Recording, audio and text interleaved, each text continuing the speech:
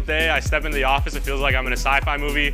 When you walk in the office, you have bots walking around autonomously. You come in the lab, you have bots doing laundry. Working on Optimus has shown me how much progress is possible when we're all working towards a common goal. A lot of the engineers here are exceptionally ready to get lost in the engineering. It's super exciting to come into work with all these capable people to develop a product that's gonna change the world. I think Optimus is pretty uniquely positioned in the fact that we care equally about design and manufacturing. We're solving manufacturing problems that haven't been solved before at the scale that Tesla operates at. I feel like I'm surrounded by people who are extremely passionate about what they do, and they're really willing to do whatever it takes in order to get the job done. I feel like I'm empowered to take a design from start to end. Here at Tesla, if the solution you're looking for does not exist, you do have to build it.